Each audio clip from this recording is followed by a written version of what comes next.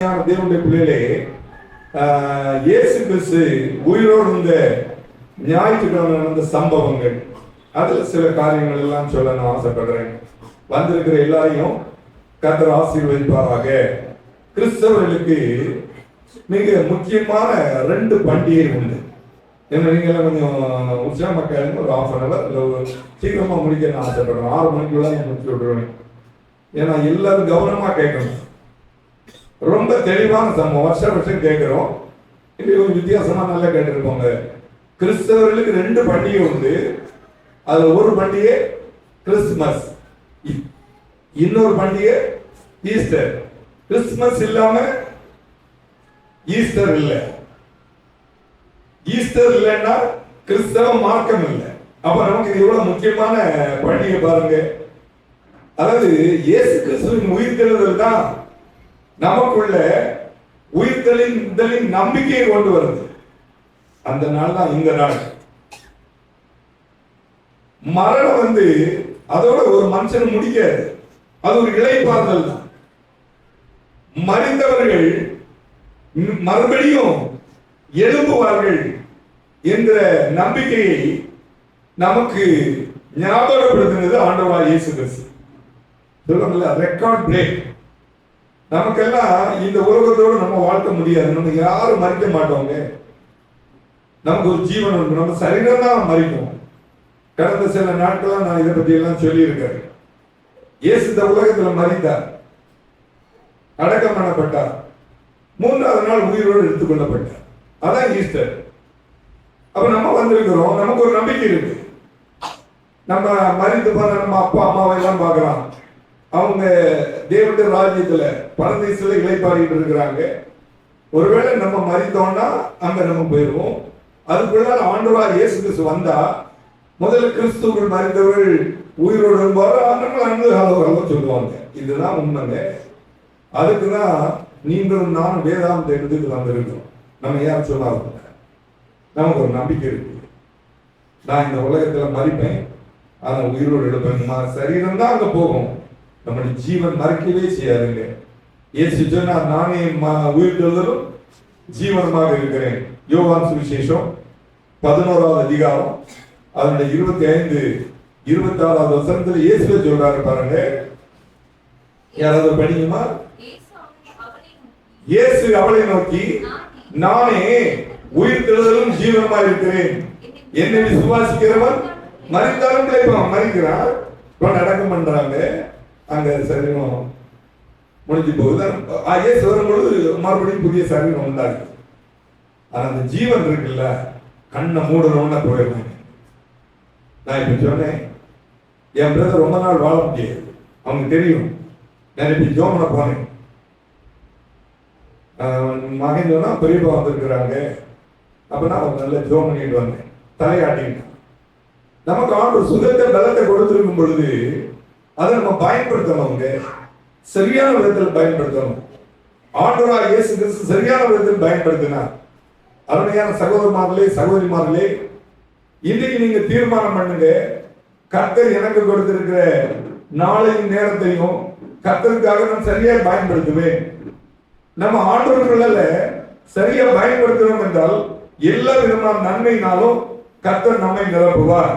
அப்போ அந்த ஈஸ்டர் நாள்ல சில இந்த நன்மைகள் எல்லாம் நடந்தது. முதல் சம்பவம் என்ன? சில சந்தர்ப்பம், சில காரியங்கள் எல்லாம் நடந்தது. முதல் சம்பவம் என்ன? மத்தேயு சுவிசேஷம் 28வது அதிகாரம் அதனுடைய 1வது வசனம் படிமா. ஓய்வு நாள் முடிந்து வாரத்தின் முதலாம் நாள் விடிந்து வருகையில் மகதலேனா மரியாளும் மற்ற மரியாளும் கல்லறையை பார்க்க வந்தார்கள். படிமா 2வது வசனம். அப்பொழுது அதன்படி கர்த்தருடைய தூதன் வானத்திலிருந்து இறங்கி வந்து வாசலில் இருந்த கல்லை புரட்டி தள்ளி அது மேல் உட்கார்ந்து இருந்தான். ஓய்வு நாள் முடிந்து வருது, மகதலேனா மரியாளும் மற்ற மரியாளும் கல்லறையை பார்க்க வந்தார்கள்.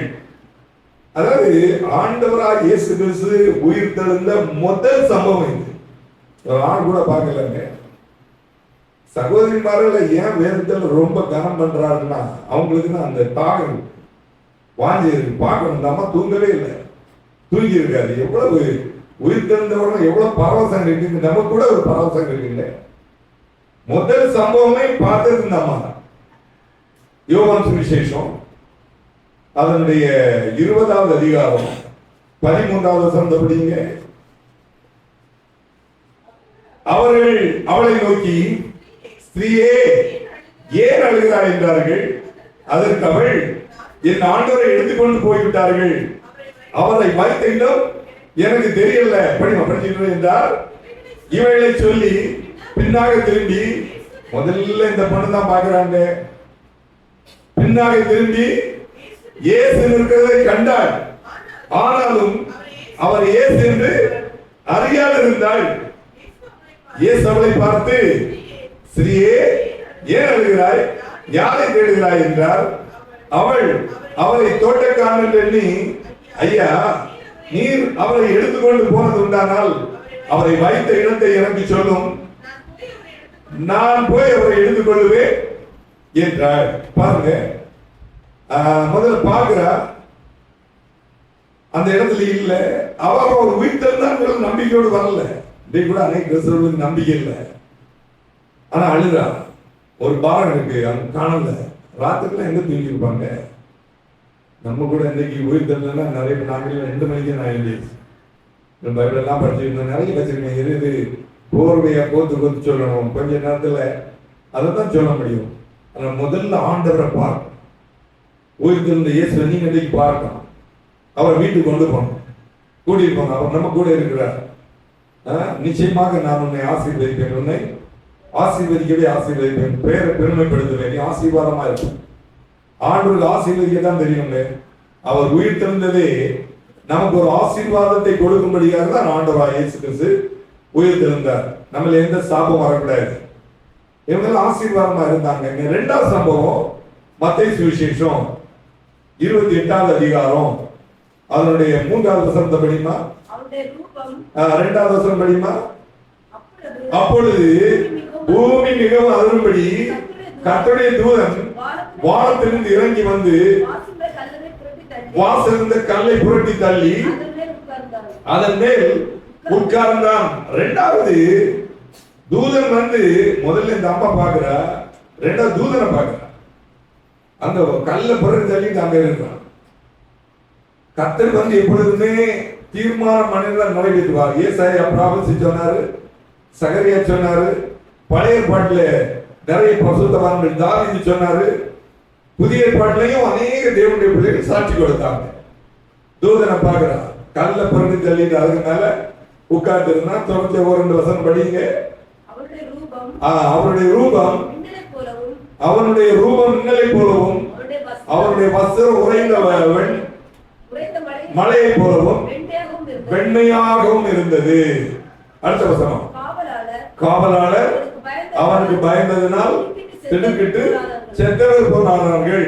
படிமா, படித்து வா. தூதன் அந்த ஸ்திரீயை நோக்கி, நீங்கள் பயப்படாதீர்கள். இங்க வந்திருக்கிற எல்லா சகோதரமார்களுக்கும் சகோதரிமார்களுக்கும் கர்த்தர் என்ன சொல்றார் தெரியுமா? உயிர் தெழுந்த இயேசு பயத்தை நீக்குகிறார். பயப்படாதீர்கள், சிலுவையில் அறையப்பட்ட இயேசுவை தேடிலிருந்து அறிவேன்.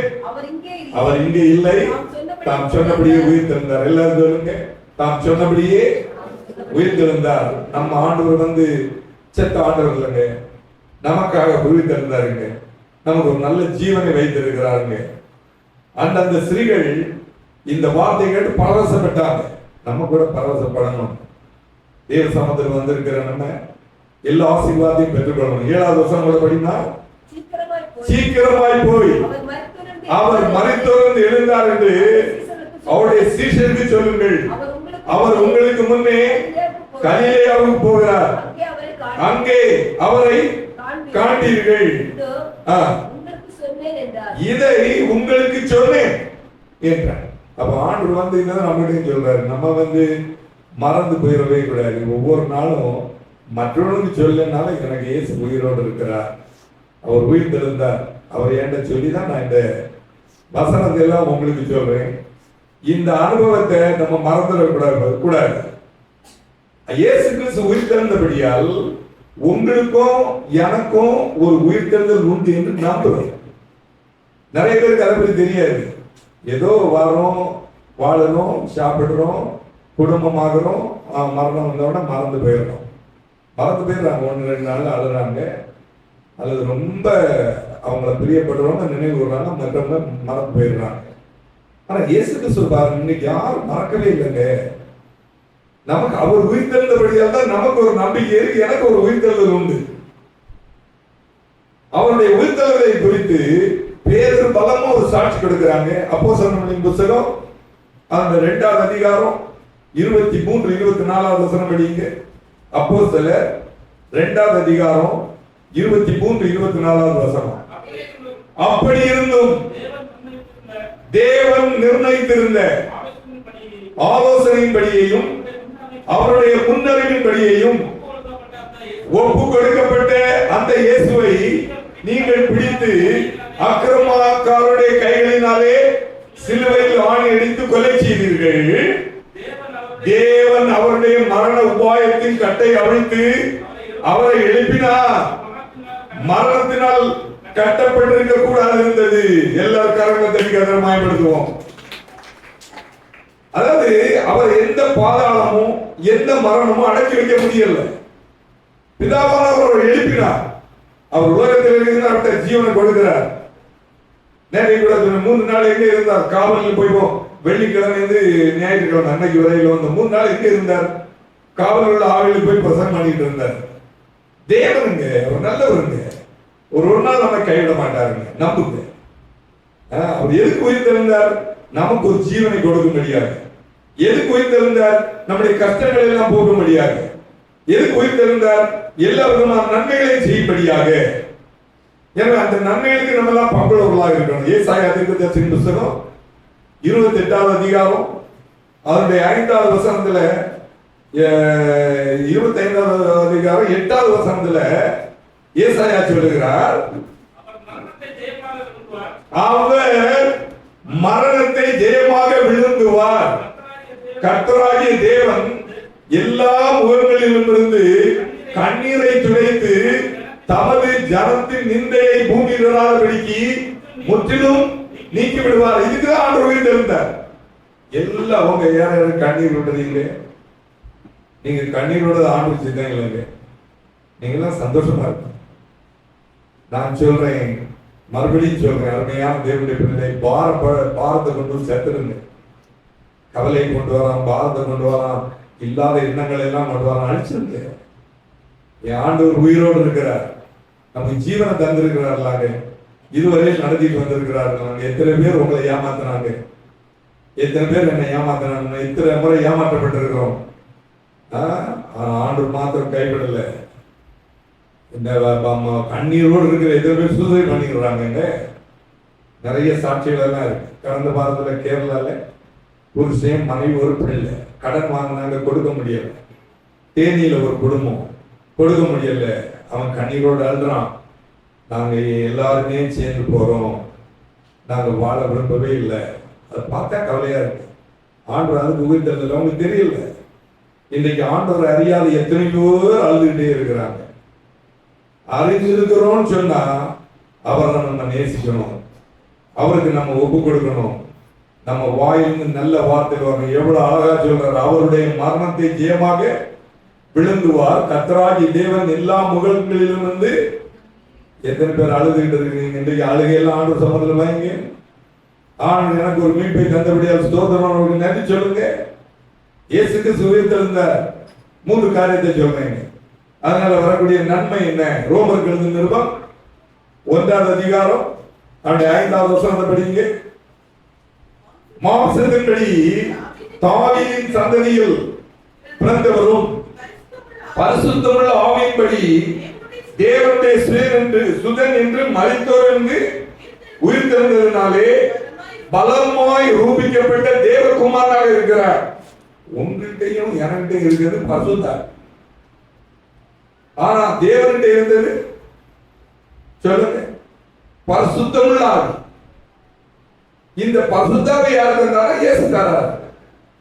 பரிசுத்தமுள்ள ஆவியை கொடுத்தது பிதா தேவன் கொடுக்கிறார்.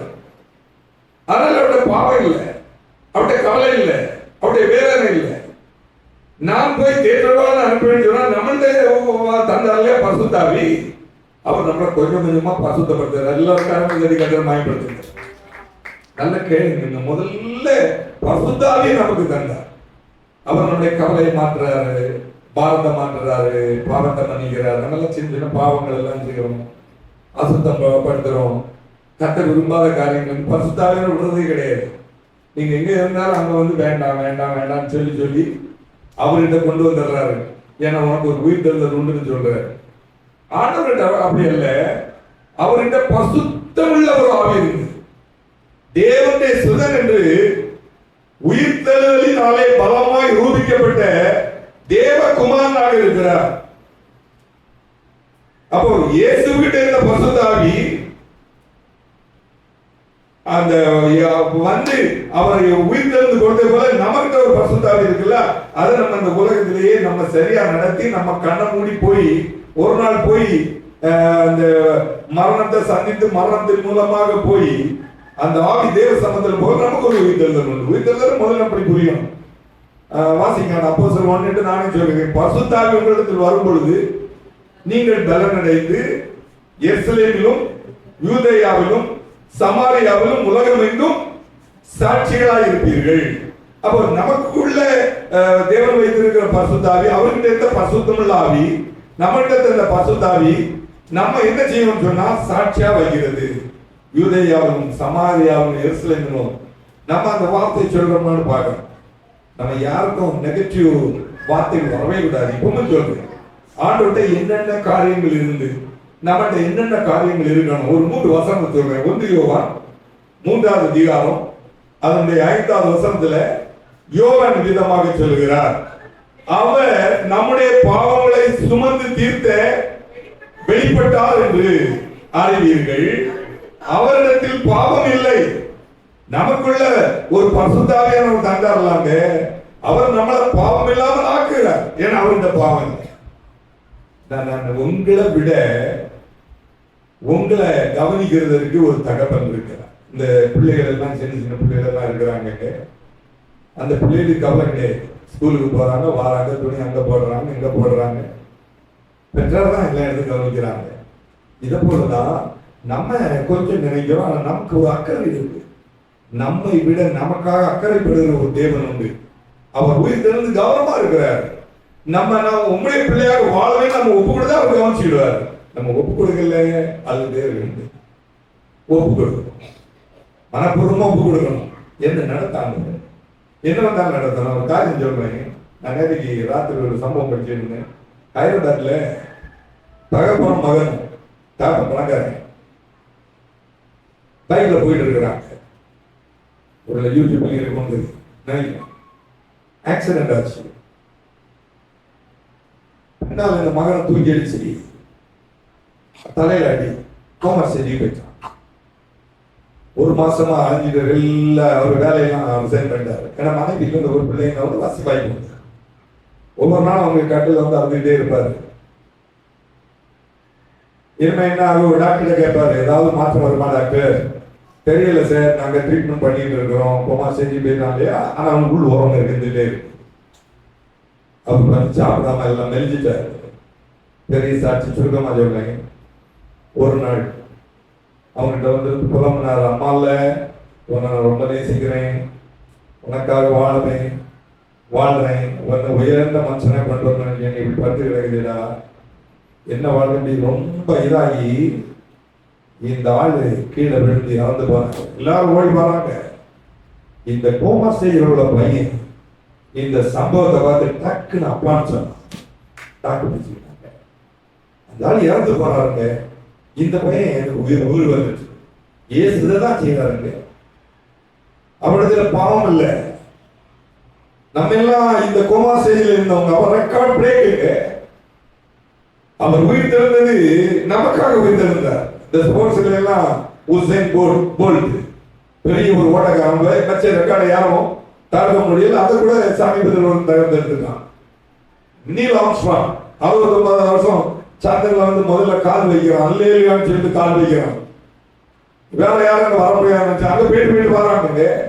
இவங்க எல்லாம் ரெக்கார்டு வச்சாங்க, பெரிய சயின்டிஸ்ட் எல்லாம் வைத்தாங்க, அதெல்லாம் முறியடிக்கிறாங்க. ஆண்டவர் வைத்த ரெக்கார்டை யாரும் முறியடிக்க முடியாது. ஹல்லேலூயா. உயிர் தெழுந்தார், அதை நமக்கு தந்திருக்கிறார், பரிசாக கொடுத்திருக்கிறார். நான் உயிர் தெழுந்தேன், ஒருவன் கிறிஸ்துவுக்குள் இருந்தால் புது சிருஷ்டியா இருக்கிறான், பழையவர்கள் ஒழிந்து போயின எல்லாம் புதிதாயின. நம்முடைய வாழ்க்கையில எல்லா புதிய புதிய காரியங்களை செய்யும்படியாக தான் பாவம் இல்லாத இயேசு நமக்கு ஒரு நித்திய ஜீவனை கொடுக்கும்படியாக உயிர் தெழுந்தார். நம்ம நம்பணும்னா நமக்கு அந்த நம்பிக்கை உண்டு, பாவம் இல்லாமல் நம்ம நடத்துவார். 1 பேருக்கு எழுதின நிருபம் 2வது அதிகாரம் அந்த 22வது வசனம் கூட படிங்க. அவர் பாவம் செய்யவில்லை, அவருடைய வாயிலே வஞ்சனை காணப்படல. இந்த வாயில இருக்குல்லாங்க, அவர் நமக்கு கற்று தாராருங்க. எங்கேயாவது ஆண்டவர் நெகட்டிவா பேசி இருக்கிறாராங்க. அவரை கொண்டு சிலுவையில் அடிச்சாங்க. கவனிங்க, எல்லாரும் காரணம் தெரியாத மாதிரி அவர் கொண்டு சிலுவையில் அடிச்சாங்க. ஏதோ கோபத்தில் பேசினாங்க, பிதாவே தாங்கள் செய்திருந்ததென்று அறியாது இருக்கிறார்கள். அன்னைக்கு மதி கூட ரொம்ப அழகா பேச, 10 நிமிஷத்துல ரொம்ப ஸ்வீட்டா பேச. இயேசு கிறிஸ்து நிறைய வார்த்தை பேசி இருக்கிறார், ஆனா சிலுவையில 7 வார்த்தை பேசினார். அதுக்கு முன்னால நிறைய பேசியிருக்காரு, அதெல்லாம் வரல. அப்ப விசுவாசிகள் என்ன நினைக்கிறாங்க, நான் என்ன செய்தாலும் கர்த்தர் மன்னிச்சுடுவாரு. நீங்க ஆண்டோட்ட வந்த பிறகு இதுதான் செய்யணும், என்னதெல்லாம் செய்யக்கூடாதுங்க. தாங்கள் செய்வது என்னதென்று அறியாது இருக்கிறார்கள். அறிந்திருந்த ஒருத்தன் செய்தால் அநேக ஒரு கம்பளத்தை அடி கொடுக்கணும், ஒரு அறிஞ்சு செய்யாதீங்க. நம்ம என்ன செய்தாலும் மன்னிக்கணும் மன்னிக்கணும் மன்னிக்கணும். ஏசு அப்படி சொல்லல. நீ ஒரு தரம் பிரகாசிக்கப்பட்டும் பரமையை ருசி பார்த்தும் பசுத்தாவியை பெற்றும் மறுதளிச்சு போனேன்னா திருப்ப முடியாது. அதனால நமக்கு ஒரு ஜீவனை தந்தார், ஒரு உயிர்த்தெழுதல் நம்பிக்கை தந்தார். நீங்க ஆண்டோட வந்த பிறகு இப்படிதான் நம்ம இப்படிதான் ஜீவன். அவருடைய பாவம் இல்லை, வஞ்சனை காணப்படல. அவருடைய வாயில நல்ல வார்த்தைகள் வந்தது. என்ன அழகா பேசுறாரு பாருங்க. நமக்கு ஒரு ஜீவனை ஆண்டவர் கொடுத்திருக்கிறார். அதனால ஏதோ சமயத்துல பாவம் என்ன நான் செய்துட்டே இருப்பேன், கர்த்தர் நன்றியில இருப்பேன், அதெல்லாம் முடியாது. விசுவாசி நான் சொல்றேன். அண்ணன் தங்கச்சி ஒரு எங்க மாமா பிள்ளைகள் 2 பேரு, அவர் சொத்தை வித்துட்டு வந்தா, இவன் சொன்னா அவன் 5 காசு வட்டி தருவேன். அவ பிரச்சனை கொஞ்சம் வேலை இல்லை, இவன் ஆசைப்படாம பழங்கள் எல்லாம் வாங்கிட்டு போனான். வாங்கிட்டு போய் கொடுத்தான். அடுத்த மாசம் இவன் சொன்னான்னு, இவன் வந்து அண்ணே என்ன மறந்துட்டியா, வெளியே போட்டின்னு சொல்லிட்டான். மன்னிக்க முடியுமா, நீங்க மன்னிப்பீங்களா சொல்லுங்க. எல்லாம் மன்னிக்கணும். அவன் சொல்றான், சொல்றான், பாஸ் ஜோம் பண்ணுங்க. கேட்டா நாங்களும் ஆபிக்கு சபை தான் போனேன். நீ முதல்ல சர்ச்சைக்கு போட்டி, நீ போக சர்ச்சையில் இதெல்லாம் சொல்லி தரல. அங்க என்ன சொல்லி இருக்காங்க, நீ கடன் வாங்கி எவ்வளவு ஏமாத்தினாங்க சொல்லி கொடுத்துருக்காங்க. கொஞ்சம் யோசிச்சு பாருங்க. நம்ம யோசிக்கணும். தகாததை செய்தால் தகாததை ஒப்புவி, தகுதியாய் செய்தால் என்ன ஏன் அடிக்கிறாய், நம் மன்னிக்கணும். ஆனால் விசுவாசி காரியமா நடந்துடணும். நீங்க உங்களுக்கு ஒரு தாளத்தில் விடவே கூடாது. எப்பொழுதுமே வஞ்சனை வாயில வரவே கூடாது, ஏமாற்று வார்த்தைகள் வரவே கூடாது. நல்லா இருப்பீங்க. கர்த்தர் அதுக்கு நான் உயிர்த்தெழுந்தார். முதல்ல அந்த பசுத்த ஆவி, பசுத்தமுள்ள ஆவி அப்படின்னா அந்த பசுத்த ஆவி நடத்துகிறதுக்கு நம்மளை ஒப்பு கொடுத்தோம். அதுதான் உண்மையான உயிர்த்தெழுதல். இன்னும் ஒரு 2 வசனம் சொல்றேன். 2 கொரிந்தியர்கள் நிருபம் 5வது அதிகாரம் அந்த 21வது வசனத்தை படிக்க. 2 கொரிந்தியர் 5வது அதிகாரம் 21வது வசனம். நாம் அவருக்குள் தேவனுடைய நீதியாகும்படிக்கு பாவம் அறியாத அவரை நமக்காக பாவமாக்கிறார். அவர் வந்து பிதாவானவர் பாவம் அறியாத அவரை எதுக்கு பாவமாக்குறார் தெரியுமா? நம்ம பாவம் செய்யக்கூடாது, நம்ம அக்கிரமம் செய்யக்கூடாது. அவன் ஏமாற்றான், நம்ம ஏமாற்றக்கூடாது. அவன் போய் சொல்றான், நம்ம போய் சொல்லக்கூடாது. உயிர்த்தெழுதல்ல ஒரு வல்லமை இருக்குங்க. பசுத்த ஆவியானவர் எப்படி நடத்துறாரோ, ஒரு காலத்துல நம்ம எல்லாம் அந்த அக்கிரமத்திலையும் அந்த இருட்டிலையும் தான் இருந்தோம். எல்லா காரியங்களும் இருந்து பாவம் அறியாத அவரை நமக்காக பாவமாக்கி உயிர் தெழுந்த ஆசீர்வாதத்தை நமக்கு தந்தார். நம்ம அதை பெற்றோம்னு சொன்னா அனுபவித்தோட இல்ல ஆசீர்வாதம் நமக்கு வரும். இயேசு கிறிஸ்து உலகத்துல இருந்தாருங்க, அப்படியே பாவம் இல்லைங்க. கேட்டாரு, யாராவது சொல்ல முடியுமா? யோவான் சொல்லியிருக்கிறோம் அதனுடைய 8வது அதிகாரம் 46வது வசனத்தை படிங்க. என்னிடத்தில் பாவம் உண்டென்று உங்களில் யார் என்னை குற்றப்படுத்த முடியும்? நான் சத்தியத்தை சொல்லியிருக்கேன், நீங்கள் ஏன் என்னை விசுவாசிக்கிறது இல்லை? இயேசு இந்த உலகத்தில் இருந்தார்கள். அவரை கூட சில குற்றங்கள் எல்லாம் சொன்னாங்க, கூட ப்ரூவ் பண்ண உயிர்த்தெழுதலுக்கு ஒரு ஒரு இன்பமான காரியங்கள் இருக்குங்க. நம்ம எல்லாம் அதுல போக போறோம். ஆனால் உலகத்திற்கு மேல் அருமையான தேவனுடைய பிள்ளை, அந்த ஆவியானவர் உங்களை பசுத்தமான பாதையில் வழி இருந்ததற்கு உங்களை ஆண்டு சொன்னதில் ஒப்புக் கொடுங்க. ஒருவேளை நம்ம அதுக்கு ஆயத்தப்படலைன்னா இன்றைக்கு நம்ம ஆயத்தப்படணும். இந்த வார்த்தைகளை நம்மளும் கேட்கணும். முதல்ல பசுதாவின் அபிஷேகத்துல நீங்க உங்களை காத்துக்கணும். 2வது, அவர் உயிர்த்தெழுந்தது தாழ்மை காரியத்திற்காக உயிர்த்தெழுந்தார். தாழ்மை நாம் பிலிப்பியர்கள் நிருபம் 2வது அதிகாரம் அவருடைய 8வது 9வது வசனம் படிங்க. பிலிப்பியர் 2வது அதிகாரம் 8 9வது வசனம் படிங்க. அவர் மனுஷ ரூபமாய் காணப்பட்டு மரண பரியந்தம், அதாவது சிலுவையின் மரண பரியந்தம் கீழ்ப்படிந்தவராகி தம்மை தாமே தாழ்த்தினார். ஆதலால் தேவன் எல்லாவற்றுக்கும் மேலாக அவர் உயர்த்தி இயேசுவின் நாமத்தில் வானோர் பூதலத்தோர் பூமியின் கீழ் அவருடைய குணங்கள் யாவும் குணப்படுத்தி அவரை உயர்த்தினார். இயேசு கிறிஸ்துவுக்கு அந்த எல்லா நாவலும் நம்ம அறியப்பட்டோம். ஏன்னா அவர் தான் நமக்காக உயிர்த்தெழுந்தார். அவர் தாழ்மையின் ரூபத்தை எடுத்தார். காரணம், நமக்கு அந்த அனுபவம் வரணும்னு விரும்புகிறார். இந்த தாழ்மையிலேயே பிதாவாகிய தேவனுக்கு கீழ்ப்படிந்து உலக பெற்றாருக்கும் கீழ்ப்படிந்து எந்த நோக்கத்திற்காக இந்த உலகத்திற்கு வந்தாரோ அந்த நோக்கத்தில் அவர் உயிர்த்தெழுந்தார். வேதம் சொல்கிறது, பெருமை உள்ளவனுக்கு தேவன் எதிர்த்து நிற்கிறார், தாழ்மை உள்ளவனை நோக்கி பார்க்கிறார். உலகத்தில் பெரிய ராஜா இருந்தார் நேபுகாத்நேச்சார். இது என் வல்லமையின் பராக்கிரமத்திற்கு என்று நான் கட்டின மகா பாபிலோன் அல்லவான்னு சொன்னா, இந்த வார்த்தை அவனுடைய வாயிலிருந்து இருக்கும் பொழுதே ஒரு சட்டம் வருது, நீ மனுஷன் தள்ளப்பட்டாய், மாடுகளை போல பிள்ளை ஏரோதுன்னு ஒரு புத்தகம் இருந்தான். பெருமை வந்து அவன் ஆண்டவர் அடித்தார், புழு புடிச்சிட்டான். நிறைய சம்பவங்கள் எல்லாம் சொல்லப்பட்டிருக்கிறது. ஒருத்தன் உயிர்த்தெழுதல்ல அவன் பங்குள்ளவனா இருக்கணும்னு சொன்னா இந்த முதல் இந்த அனுபவம் வேணும். முதல்ல பரிசுத்தாவின் அபிஷேகம் வேணும். அந்த அனுபவத்தில் நடக்கணும். ஏன்னா அவர் அப்படி செய்திருக்கிறார். அவர் நமக்காக ஒரு ரெக்கார்டு வைத்துட்டு போயிருக்கிறார். அவர் எல்லாரும் இந்த உலகத்தில் வந்தாருங்க.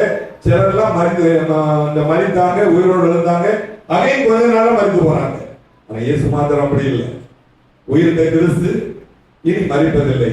அப்போ இதனுடைய அதாவது இந்த ஈஸ்டருக்கு முக்கியமான ரகசியம் என்னன்னா, ஒன்று பரிசுத்த ஆவி, 2வது தாழ்மையின் ஆவி, 3வது தேவனுடைய ஆவி. இந்த 3ம் நம்மள வரும். இதை 3 நீங்க எடுத்துட்டு போனாங்க. பூஜை ஒரு 4-5 வசனம் சொல்லி முடிக்க ஆசைப்படுறேன். ரோமர்கள் நிருபம் 8வது அதிகாரம் 11வது வசனம் படிங்க. ரோமர் 8வது அதிகாரம் 11வது வசனம். அதிகம் இயேசுவை மரித்தோரிலிருந்து எழுப்பினருடைய ஆவி உங்களில் வாசமா இருந்தால், கிறிஸ்துவை மரித்தோரிலிருந்து எழுப்பினவர் உங்களில் வாசமா இருக்கிற தம்முடைய ஆவியினாலே சாவுக்கு ஏதுவான உங்கள் சரீரங்களையும் உயிர்ப்பிப்பார். பாருங்க, அந்த ஆவி நீங்க உங்களுக்குள்ளார வரணும். இன்னைக்கு அந்த ஆவி நீங்க எடுத்துருவோம். ஆராதனை முடிந்து போஜனத்துல ஏன் ஆவி இல்லை? அதுக்குள்ள ஒரு தேவனுடைய ஆவி இருக்கு. நல்ல பரிசுத்த ஆவி, தாழ்மையின் ஆவி, தேவனுடைய ஆவி. 3 காரியத்தை கேட்டு போறீங்க. ஆண்டவர் உயிர்த்தெழுந்தாருங்க. சிஷ்யெல்லாம் பார்த்தாங்க. தேவனுடைய ஆவி ஒரு மனுஷனுக்குள்ளார வரும்பொழுது சந்தோஷமா இருக்கும். இயேசு இந்த உலகத்துல உயிர்த்த உடனே அவருடைய ஆவி மனுஷனுக்கு ஆவியோடு இருந்ததுங்க. எம்மாவும் 2 சீசன் போறாங்க, பேசிக்கிட்டே போறாங்க. இவர் கூட போய் சேர்ந்தாரு. அவங்க ரொம்ப சந்தோஷமா பேசிக்கிட்டு போறாங்க. இவர் இயேசுன்னு அவங்களுக்கு தெரியல. அப்புறம் தான் பார்த்தாங்க. அவர் நம்மோடு பேசிக்கொண்டு வந்தபோது நம்முடைய ஆவி கொழுந்து விட்டு எரியவில்லையா? அப்படி நீங்க எரிய பண்ணணும். எல்லாருக்கும் அந்த ஆராதனை முடிஞ்சு போய் நான் தேவ சமூகத்தில் போயிட்டு வரேன், அடுத்த வருஷம் நீங்க எல்லாம் வரணும், யாரும் மிஸ் ஆயிடுறாங்க. அருமையான தேவனுடைய பிள்ளைகளை, அந்த ஆவி உங்களை நடந்துட்டோம். அந்த ஆவி சந்தோஷத்துக்கு கொண்டு வரும். அந்த ஆவிக்கு துக்கம் கிடையாது. அந்த ஆவியில ஒருத்தன் இருந்தான்னு சொன்னா தாழ்மைப்படுவான், பரிசுத்தாவை வழி நடத்துவதற்கு தன்னை ஒப்பு கொடுப்பான். அதுதான் வேணுங்க. அது நம்மளை எப்போ குறைபடுறதோ அப்படின்னு ஒரு மனுஷன் வந்தவன் அவன் எல்லா கவலையும் கொண்டு வரான், எல்லா பாரத்தையும் கொண்டு வரான், எல்லா குறைகளையும் கொண்டு வரான். அதுக்கு நீங்க யாரும் உடன்படவே கூடாது. அப்போஸ்தலர் புத்தகம் 2வது அதிகாரம் 24வது வசனத்துல பேதுரு அகைன் சொல்றாரு. என்ன சொல்றாரு? தேவன் அவருடைய மரண உபாதிகளின் கட்டை அவிழ்த்து அவரை எழுப்பினார். அவர் மரணத்தினால் கட்டப்பட்டிருக்க கூடாது இருந்தது. நீங்க யாருக்கு ஒரு கட்டு கிடையாதுங்க. மரணம் உங்களை ஒண்ணும் செய்யாதுங்க. கிடைக்கிற சந்தர்ப்பத்தை தேவனுடைய பிள்ளைகளாக நீங்கள் பயன்படுத்தணும். ஆண்டவருக்காக வாழ்வையும் தீர்மானம் பண்ணணும். கர்த்தர் உங்களை அவரோடு எழுப்பும்படியாக தான் அவருடைய ஆவியை நமக்கு தந்திருக்கிறார். 2 கொரிந்தியர் நிருபம் 4வது அதிகாரம் 14வது வசனத்தில் அப்போஸ்தலனாகிய பவுல் சொல்கிறார், கர்த்தராகிய இயேசுவை எழுப்பினவர் உங்களையும் இயேசுவை கொண்டு எழுப்பி உங்களுடனே கூட தமக்கு முன்பாக நிறுத்துவார் என்று அறிந்திருக்கிறோம். எல்லாரும் கரங்களை பயன்படுத்துவோம். சிலர் சொல்லுங்க, அறிந்திருக்கிறேன், இயேசுவை கொண்டு என்னை எழுப்புவார், அவருக்கு முன்னால நிறுத்துவார். அவன் சரீரத்தில் செய்த நன்மைக்காவது தீமைக்காவது தக்க பலனை அடையும்படிக்கு அவருக்கு சம்மதம் நிக்கணும். நீங்க உலகத்தில் இருந்துச்சு மேற்கல பரிசுத்த ஆவியால் நடந்து தாழ்மையான ஜீவியத்தோடு தாழ்மையான ஆவியால் நடந்து அவருடைய ஆவியினால் நடத்தும் பொழுது உங்களை யாரும் குற்றப்படுத்த முடியாது. உங்களுக்கு ஒரு ஆண்டவர் சந்தோஷப்படுவார். என் பிள்ளை உலகத்தை நல்ல வாழ்க்கையை முடித்து என்னுடைய எப்பவும் நம்ம கூட இருக்கிறது பாதுகாத்துடுவாருங்க. உலகத்தில் பரிசுத்தவான்கள் எல்லாம் போறாங்க, தேவனுடைய ராஜ்யத்தில் பேசிட்டு இருக்கிறாங்க. உங்க பெற்றார் நல்ல வாழ்ந்த ஆண்டு ராஜ்யத்தில் போனா பேசிட்டு இருப்பாங்க. உங்க வாழ்க்கையில் ஒரு துக்கம் வரதுக்கு ஆண்டவர் விட மாட்டார். ஏன்னா அவரை கொண்டு நம்ம எழுப்பி இருக்கிறார். இன்னொரு வசனம் படிங்க, ரோமர்கள் நிருபம் 8வது அதிகாரம் 14வது வசனம் படிங்க. மேலும் எவர்கள் தேவனுடைய ஆவியினாலே நடத்தப்படுகிறார்களோ அவர்கள் தேவனுடைய புத்திரராய் இருக்கிறார்கள். தேவனுடைய ஆவி. அருமையான சகோதரமார்களே சகோதரிமார்களே, தேவனுடைய ஆவியினால் நடத்துகிறதற்கு உங்களை ஆண்டவருக்கு முழு ஒப்பு கொடுங்க. அப்போ கர்த்தர் என்ன செய்வார்னா நம்ம சரியா நடத்துவார். 1 கொரிந்தியர் 15வது அதிகாரம் 22 23வது வசனம் படிங்க. 1 கொரிந்தியர் 15 22 23. ஆதாமுக்குள் எல்லாரும் மறிக்கிறது போல கிறிஸ்துவுக்குள் எல்லாரும் உயிர்ப்பிக்கப்படுவார்கள். அவன் தன் வரிசையிலே உயிர்ப்பிக்கப்படுவார். முதல் பலனானவர் கிறிஸ்து, பின்பு அவர் வருகையில் அவருடையவர்கள் உயிர்ப்பிக்கப்படுவார்கள். உயிர்த்தல் சத்தியம், உயிர்த்தல்ல நம்பணும். நமக்கு அந்த உயிர்த்தல் உண்டு. நம்ம யாரும் மறிக்க போறது இல்லைங்க. ஆதாம் சொன்னாரு, ஏவாள்கிட்ட சொன்னாரு, அந்த மரத்தின் கனியை பறித்து புசித்தால் நீங்கள் சாகவே சாவீர்கள் சொன்னார் இல்லையா? இவங்க பறித்து புசித்தாங்க, செத்தாங்களா? செத்தாங்க. பாருங்க, அதுக்கு பிறகு 930 வருஷம் இருக்காங்க. செத்துருக்கான அன்னைக்கு அதுக்கு வாழவே கூடாது. அப்புறம் என்ன எதில் செத்தாங்கன்னா ஆங்கில ஒரு மரணம் வந்துச்சு. அதை மறவே கூடாது. அதை புதுப்பிக்கிறதுக்கு தான் ஆண்டவர் வந்தார். ஆண்டு வந்து நமக்காக அடிக்கப்பட்டு நொறுக்கப்பட்டு எல்லா ஆசீர்வாதையும் கொடுத்து அவர் அடக்கம் பண்ணப்பட்டு 3ஆம் நாள் உயிரோடு எழுப்பினார். நமக்கு ஒரு நம்பிக்கை இருக்கு. ஆதாமுக்குள்ள எல்லாரும் படிச்சாங்க, கிறிஸ்துக்குள்ள எல்லாரும் உயிர்ப்பிக்கப்படுறாங்க. பேப்டிசம் எடுத்தாங்க.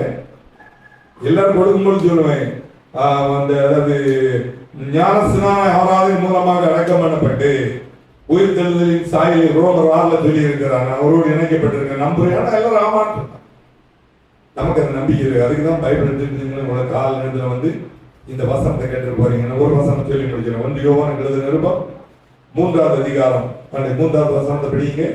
1 யோவான் 3:3.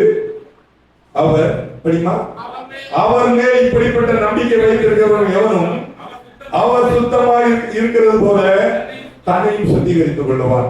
அருமையான தேவனுடைய நம்ம ஆண்டு சுத்தம் உள்ளவர். நீங்களும் சுத்தமாக பேச்சில, நடக்கையில, கிரியையில மாதிரியா இருங்க. உங்க வாழ்க்கையில எல்லா நன்மைகளும் கர்த்தர் ஒருவரால் மாத்திரம்தான் தர முடியும். 3 காரியத்தை சொல்லி இருக்கிறேன். உயிர்த்தெழுதல் ரகசியத்தை சொல்லியிருக்கேன். முதல்ல யாரை பார்த்தா ஒரு பொருளையா சொல்லிவிடனே இந்த 3 நீங்க மறக்க. பரிசுத்தாவி, தாழ்மையின் ஆவி, தேவனுடைய ஆவி. 3 ஒரு மனுஷன் நடத்துச்சுன்னா உலகத்துல கஷ்டம் வரவே செய்யாது.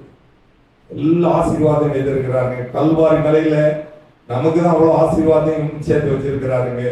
சுகத்தை வைத்திருக்கிறார், பலத்தை வைத்திருக்கிறார், காசை வைத்திருக்கிறார்.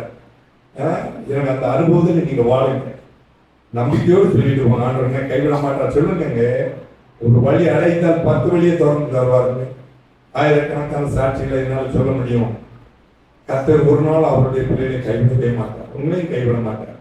அவர் உயிர்த்தெழுந்து நமக்கு ஒரு நல்ல வாழ்க்கையை ஆயத்தப்படுத்தி வைத்திருக்கோம். நமக்கு நம்பிக்கை இருப்பாருக்கு. எத்தனை பேர் உயிர்த்தெழுத தெரியாது, கொண்டாடுவாங்க. இயேசு பிறந்தார், இறச்சின் ஜோகம் தந்தார், கர்த்தர் பிறந்தார், கரியின் ஜோகம் தந்தார். அதனால உயிர்த்தெழுதலையும் நல்லா சாப்பிடணும். முன்னால இந்த வருஷத்துல கவனிங்க, 1ஆம் தேதி இருந்தா ஒரு அண்ணனுக்கு எல்லாரும் காசு கொடுத்து விடுவாங்க. ஒரு அண்ணனுக்கு ₹1 கொடுத்தா சாம் அண்ணன் புதுக்குடி இருப்பேன் யாரும் நான் நினைச்சிட்டு இருந்தேன். காலையில லைவ் அவரு அப்போ அந்த சாராய கடையெல்லாம் இருந்து கூட்டம் முடிஞ்சு போறாங்க. போச்ச நேரத்தில் சொன்னாராம், பேசி நான் அந்த ஊருக்கு காசை கொண்டு கடவுள் எனக்கு தந்திருக்கிறேன், எனக்கு ரொம்ப இஷ்டம். முதல்ல இதை வச்சு கொடுத்தேன். இந்த வருஷம் முழுதும் எனக்கு குடிக்க முடியும், ஒரு பெர்மிஷன் தருவேன். இந்த அக்காலங்கெல்லாம் போகக்கூடி என்ன சொன்னாலும் திருந்த மாட்டேன்னு குடிச்சாரு. அன்னைக்கு அவருக்கு உடனே ஒரு லாரி ஓட்டம் வந்து இவர் சொன்னார், பாத்தியா எனக்கு சொன்ன பாத்தியா நார்மலா குடிக்கிறதுலயும் நார்மல் இருக்கு, அப்நார்மல் இருக்கு. ஒரு குடிச்சிட்டு நான் குடிச்சேன் பாத்தியா, எனக்கு உடனே ஆள் வந்துருக்கு பார்த்து எல்லா காசும் உழைச்சான். மயிலாடியில போன இன்னொரு வண்டியில இடிச்சு ஜெபமா நான் தெரியாம செய்துட்டேம்மா. என்ன மனுஷனுங்க, அதாவது கிறிஸ்துவின் ஆவி நம்மள்ட்ட இருந்து போயிட்டுன்னு சொன்னா இன்னொருத்தர் வந்து அவ்வளவு நஷ்டத்தையும் கொண்டு வரும். அல்ல விடவே இல்லை. பேச்சில்லை, நடத்தையில, தெரியல, மற்றவங்களுக்கு மாதிரியா இருங்க. இந்த அனுபவத்தை தான் உங்க வாழ்க்கையில கடைபிடிங்க. அப்படியானால்தான் அவர் உயிர்த்தெழுதல் நமக்கு புரியலன்னு ஒரு சடங்காச்சாரம் வேணுமா, அதோட உயிர்த்தெழுதல் எனக்கு பங்கு வேணுமான்னு தீர்மானித்து அவருடைய உயிர்த்தெழுதலே பங்குள்ளவர்களாக இருந்து தேவன் வைத்திருக்கிற எல்லா ஆசீர்வாதத்தினாலும் உங்களை நிரப்பிக்கொள்ள வேண்டும் என்று சொல்லி என் வார்த்தையை முடிக்கிறேன். கர்த்தர் இந்த வார்த்தையை ஆசீர்வதிப்பாராக. நிலவிலிருந்து நிற்போம், கண்களை மூடுவோம். ஆராதனை முடிந்து ஒரு பிஸ்கட்டும் காஃபியும் வச்சிருக்காங்க. ரெடி காசெல்லாம் கூட்டியிருக்கான். படிக்காரி சொன்னா இப்படி இருக்குன்னு சொன்னா படிமா நான் தரேன், எனக்கு நிறைய காசு இருக்குன்னு சொல்லி கொண்டு தந்தேன். எல்லாருக்கும் பிஸ்கட் வாங்கிட்டு வந்தோம். காலை நேரம் இல்லையா, இல்லை இது போதும். அப்புறம் காஃபி ஏதோ வச்சிருக்காங்க. இப்படி பிள்ளைகள் எல்லாம் நல்லா வளருங்க. பிள்ளைகளெல்லாம் கூட்டட்டும், ஆண்டவருக்காக செலவு பண்ணட்டும். அவங்க வாழ்க்கைக்கு அந்த ஆசீர்வாதத்தை கொடுப்பார். வந்திருக்கிற எல்லா சகோதர சகோதரிமார்களும் நல்ல வசனத்தை கேட்டு போறீங்க. உயிர்த்தெழுதல்னால கடைசியா 3 காரியத்தை சொன்னேன். முதல் பரிசுத்த ஆவியை நடத்தப்படணும், தாழ்மையின் ஆவியினால உங்களை நிரப்பணும், 3வது தேவனுடைய ஆவியினால உங்களை காத்துக்கிடணும். அது உண்மையான உயிர்த்தெழுதலின் நம்பிக்கை. இந்த அனுபவம் உங்களை இருந்தால் தேவன் ஒரு நாள் கைவிட. எப்போது சந்தோஷமா இருப்பீங்க. கவலைக்கு நமக்கு சம்மதம் கிடையாது. கர்த்தர் மேல் உன் வாரத்தை வைத்து விடு, அவர் உன்னை ஆதரிப்பார். நீதிமான ஒருபோதும் தள்ளாட விட்டவே மாட்டார். அவர் நம்ம அப்பா எப்படி இங்க கைவிடுவாரு, நம்மளை மறக்க மாட்டாருங்க. என் தம்பிக்காகவும் ஜோம் பண்ணிடுங்க. ராத்திரி சொன்னாங்க நாளைக்கு முட்டையெல்லாம் வச்சுக்குவாங்க, நல்ல பலசா நீங்க நல்ல ஸ்போர்ட்ஸ் மேனுங்க. அவரால் வாழ முடியாது ரொம்ப நாள். டாக்டர்ஸ் எல்லாம் கையை பிரிச்சாச்சு. நான் கூட போனேன். டாக்டர் சொல்ல சமயத்துல மகன் கேட்டானா இதெல்லாம் வச்சு போடுறதுக்கு மக்களே என்ன இப்படி படைச்சிட்டு இருக்கீங்க பாட்டு. அதுக்கு அவர் சொன்னாரா, இல்லை எனக்கு என் வீட்டுக்கு கொண்டு போயிரு, எனக்கு பயமா இருக்கு. பாருங்க நமக்கு நல்ல சுகர் பலத்தை கொடுத்து ஜோமன்னு தான் அவர் சொல்றேன். நல்ல ஜோம் பண்ணிக்கிடுங்க. ஆண்டு கொடுத்தா நல்ல சுகத்தோடு கொடுக்கணும். யாரும் பாரமா இருக்கும், யாரையும் பார்க்க முடியாது. நீங்களும் அப்படிதான். ஒரு பைபிள் எடுத்துட்டு இவ்வளவு நேரம் தேவ சமூகத்துல வந்து இருக்கீங்கன்னா இதுக்கு ஒரு பிரதிபலன் உண்டுங்க. கர்த்தர் உங்களுக்கு நல்ல சுகத்தை பலத்தை தருவார். அங்கிருந்து இறச்சிக்குள்ளதுலேருந்து 8ஆம் நாள்லேருந்து பாருங்க, காலையில் பாருங்க வந்திருந்து ஆண்டவர் தேடிட்டு போறீங்க, எப்படி உங்களை மறப்பாரு? உங்களை கருத்திற்கு சாட்சியா இருக்கணும். நிறைய வசனத்தெல்லாம் கேட்டிருக்கீங்க, ஒரு வசனமாவது உங்களை தொடும். இந்த வசனத்தின்படி நடக்க தீர்மானம் பண்ணுங்க. ஆண்டு எனக்கு நல்ல ஆயுசு தான், நல்ல கண்களை மூடுங்க, எனக்கு நல்ல ஆயுசை தரணும்ப்பா. அந்த உலகத்தில் எனக்கு எந்த கஷ்டம் வரவே கிடையாது, எனக்காக உயிர் தெளிந்து என் கண்ணை மூடுறது வரையிலும் கர்த்தர் எனக்கு எந்த குறையும் இல்லாதபடி ஆச்சரியமா நடத்தணும். உங்க வாயிலிருந்து அவன் வரணுங்க. அவருடைய வாயில் வஞ்சனை காணப்படவில்லை. நம்முடைய வாயிலிருந்து சாத்தான் எதிர்பார்த்துக்கிட்டே இருக்கிறான் வஞ்சனையான வார்த்தைகள் வருவதற்கு. அதுக்கு நம்ம இடம் கொடுக்கவே கூடாது. எல்லாருக்கும் தெரிந்த பாட்டு. இந்த உயிர்த்திருந்த காலை நேரத்துல நம்ம எல்லாரும் பாடி கத்துட்டு நம்ம ஒப்பு கொடுத்துட்டு போவோம். அவர் நம்மை நடத்த